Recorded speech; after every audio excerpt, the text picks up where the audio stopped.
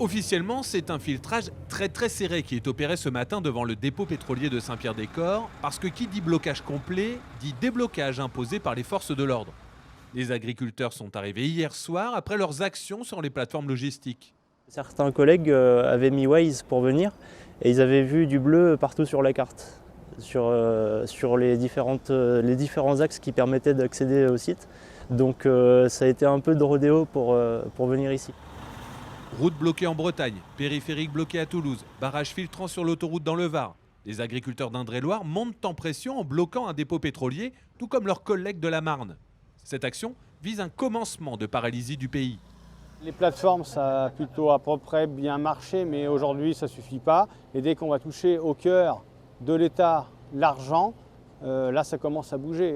On n'a plus d'autres solutions. Vu que la marnière douce ne marche pas, donc essayer d'attaquer tout ce qui a trait à la nourriture, les gens.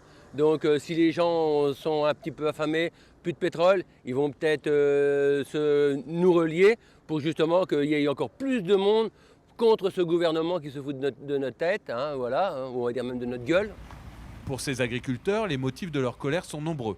Il y a l'abattage de bovins suspectés de porter la dermatose nodulaire, il y a le Mercosur, les cours des céréales très bas, et parmi tous ces griefs, il y a toujours la réforme de la PAC, dont les subventions profitent de plus en plus à des agriculteurs d'autres pays. Ce qu'on veut déjà, c'est qu'au niveau de la PAC, ils nous baissent pas ça, parce que c'est quand même le fusible que nous avons. Et là, au niveau céréales, il faudrait que les céréales partent chez nous. Au minima, après tout dépend comment les personnes travaillent, mais il faudrait qu'on soit à 180, 200 euros pour commencer à mettre les bouts ensemble. La céréale, la tonne de céréales, que là on est, je sais pas, je n'ai pas les cours, mais on est dans les 165, 170 quoi, à peu près. Difficile dans ces conditions de voir le bout du tunnel. D'autant qu'au fil des blocages, les agriculteurs se sentent pousser des ailes et prennent le rôle de porte-étendard d'un mécontentement généralisé.